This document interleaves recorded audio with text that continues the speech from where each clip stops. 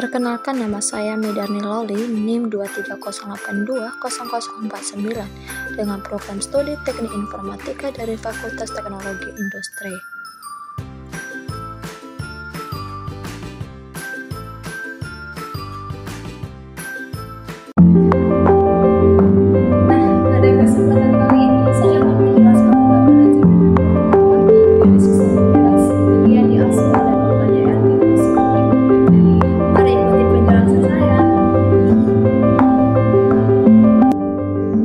Manajemen memori utama pada sistem operasi.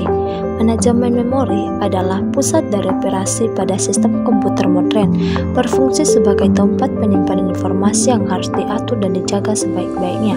Memori adalah array besar dari word atau byte yang disebut alamat. CPU mengambil instruksi dari memori berdasarkan nilai dari program counter. Sedangkan manajemen memori adalah suatu kegiatan untuk mengelola memori komputer.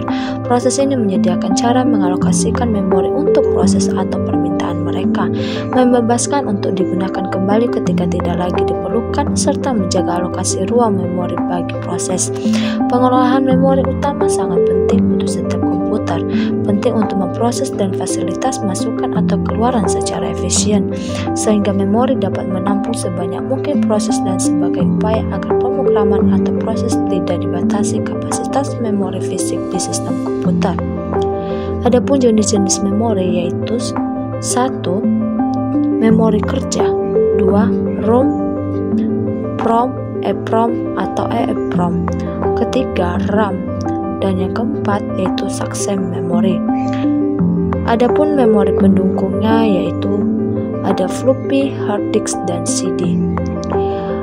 Fungsi dari manajemen memori yaitu 1. Utilitas CPU meningkat. Kedua, data dan instruksi dapat diakses dengan cepat oleh CPU. Ketiga, tercapai efisiensi dalam pemakaian memori yang terbatas. Keempat, transfer data dari ke memori utama dari CPU dapat lebih efisiensi.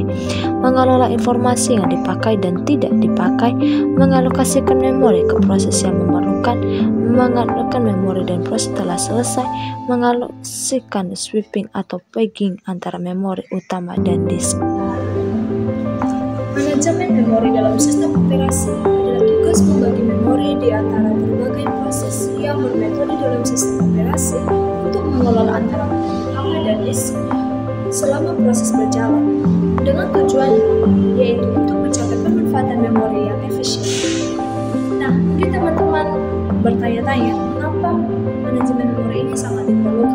Adapun alasannya yaitu berupa 1. Alokasi dan membatalkan alokasi memori sebelum dan sesudah proses eksekusi. Kedua, untuk melacak ruang memori yang digunakan oleh proses. Yang ketiga, untuk menimbulkan fragmentasi masalah. Keempat, untuk memanfaatkan memori yang tepat.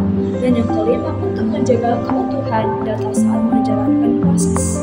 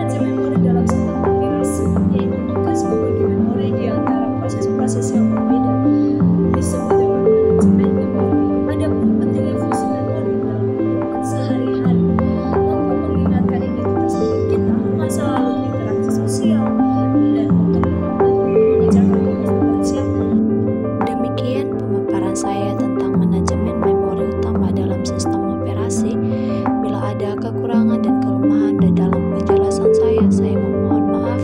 Kiranya ke depan dapat digunakan kembali. Demikian, terima kasih.